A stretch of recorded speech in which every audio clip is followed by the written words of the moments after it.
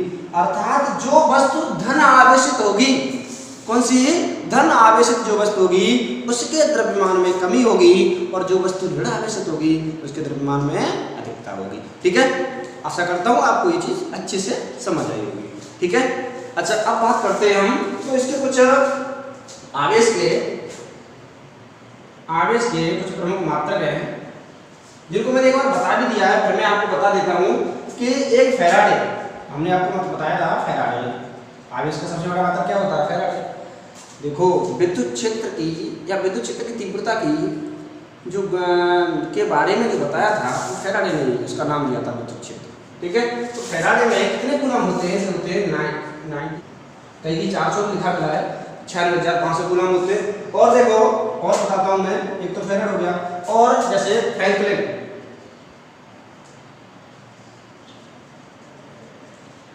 तो एक कूलम बराबर होता है, एक कूलम बराबर 3 × 10⁹ 3 × 10⁹ फ्रैंकलिन, या इसको हम एक ESU भी बोलते हैं, क्या बोलते हैं, एक USC के बराबर भी बोल देते हैं। ठीक है, हाँ आशा करता हूँ ये चीज़ आपको अच्छे से समझ आ गई होगी। ठीक है, ये 2-3 जो उदाहरण हमने ये दिए हैं आपको, ये आप ये जो हमें पूछता रहता है, कई बार पूछता है कि एक USC में कितने कूलम होते हैं, या एक फ्रैंकलिन में कितने कूलम होते हैं, या एक कूलम में कितने फैराड होते हैं, तो ये चीज़ें पूछता रहता है, इसलिए आपको बता दें। ठीक है, अच्छा विद्युत क्षेत्र से याद आएगा एक चीज़ और आपको बताते हैं, एक बच्चे ने पूछा था टेस्ट चार्ज क्या होता है। टेस्ट चार्ज का मतलब है, हमने आपको बताया था किसी भी विद्युत क्षेत्र में कोई परीक्षण आवेश लेके आते हैं,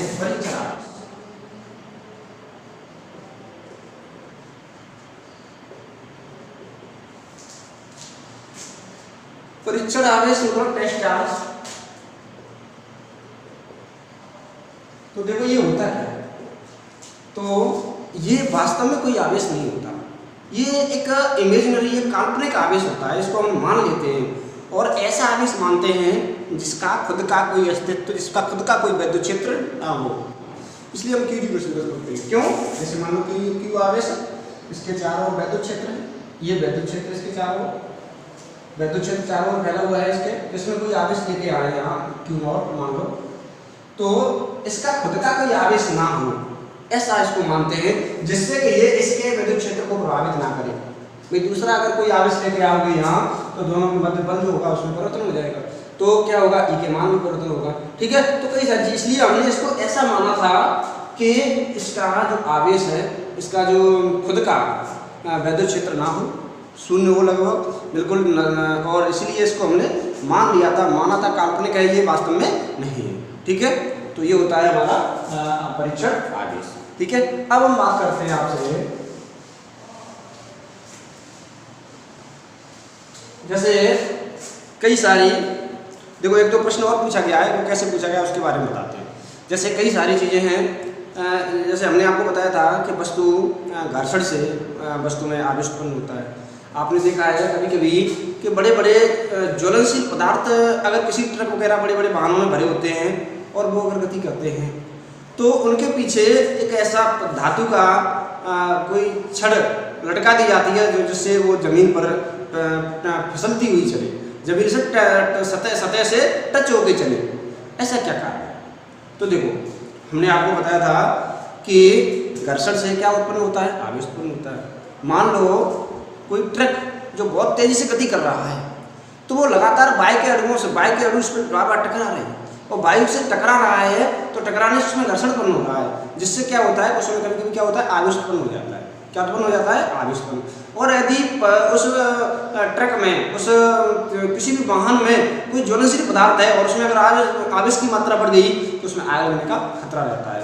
या कभी कभी क्या होता है, टायर, जो रबर के टायर बने होते हैं, टायरों के सड़क पर ज़्यादा संपर्क करने पर बहुत ज़्यादा तेजी से जब ट्रक वगैरह दौड़ते हैं, तो उनमें भी कभी कभी क्या होता है, उनमें भी कभी कभी आवेश उत्पन्न हो जाता है। लगातार घर्षण करते रहते हैं वो सड़क से, तो कभी कभी आवेश उत्पन्न होता है, जिससे क्या होता है, आवेश उत्पन्न होने की वजह से वो आवेश उसमें अगर चला गया तो ट्रक में आग लगने की संभावना रहती है।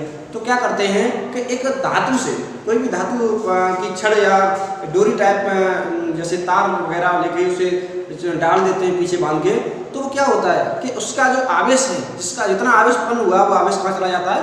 पृथ्वी में चला जाता है, और हमें किसी भी दुर्घटना का कोई खतरा नहीं रहता। जैसे वायुयान होते हैं, तो वायुयान के जो टायर हैं, वैसे तो टायर जो होते हैं वो रबर के बने होते हैं, लेकिन वायुयान के टायरों में रबर के साथ साथ एक ऐसी खास किस्म की रबर मिलाई जाती है जिससे वो चालक रबर हो। कैसी हो? वैसे तो रबर कुचालक होती है, लेकिन उसमें कुछ पदार्थ मिलाए जाते हैं जिससे वो चालक रबर बनाई जाती है। और चालक रबर बनाने का उद्देश्य यही होता है कि यदि वायुयान में लैंड करते समय वो बहुत तेज़ी से घर्षण करता है पृथ्वी पर, तो उसमें जो आवेश उत्पन्न हो, तो आवेश पृथ्वी पर में ही चला जाए। चालक होंगे तो चला जाएगा, ठीक है, अगर चालक नहीं होंगे तो नहीं जाएगा, ठीक है। तो ये कई कारण होते हैं जिनकी वजह से क्या करते हैं, जिनकी वजह से आवेश उत्पन्न होने से आवेश को पृथ्वी में भेज देते हैं, ठीक है। चलो, अब हम आपको बात करते हैं, जैसे कई बार ये चीज़ भी पूछी जाती है, जैसे कोई वस्तु विद्युत क्षेत्र में कोई आवेशित कण है और वो गति कर रहा है, तो उस पर बल का मान क्या लगाएंगे? वहाँ बल क्या होगा? F। या त्वरण याद करना है तो क्या करते हैं? तो देखो F बराबर हम जानते हैं क्या होता है, m। F बराबर क्या होता है? m। और यदि ये विद्युत क्षेत्र में कोई आवेशित कण गतिमान है, तो वहाँ पर F बराबर क्या होता है? तो वहाँ पर F बराबर क्या होता है? हम जानते हैं विद्युत क्षेत्र और आवेश F बराबर QE होता है, और बल हमेशा समान रहता है। भाई बल का मान ये है, बल का मान ये है, तो QE बराबर क्या हो जाएगा? m। अगर त्वरण पूछता है तो क्या कर सकते हैं? A बराबर QE बटे m, ठीक है। यहाँ से हम ज्ञात कर सकते हैं क्या? त्वरण। ये किसके लिए है? अगर एक समान विद्युत क्षेत्र हो और उसमें विद्युत क्षेत्र के समांतर कोई रेखा, वो कोई कण गतिमान हो, तो ठीक है।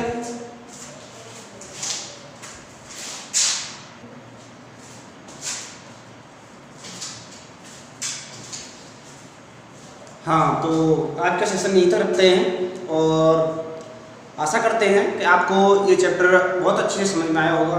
अगर कोई समस्या आती है, आपको कोई चीज़ समझ नहीं आती है, तो आप कमेंट करके ज़रूर बताइएगा, जिससे मैं उन चीज़ों को देख के और उनको आपको एक्सप्लेन करके बता सकूं, ठीक है।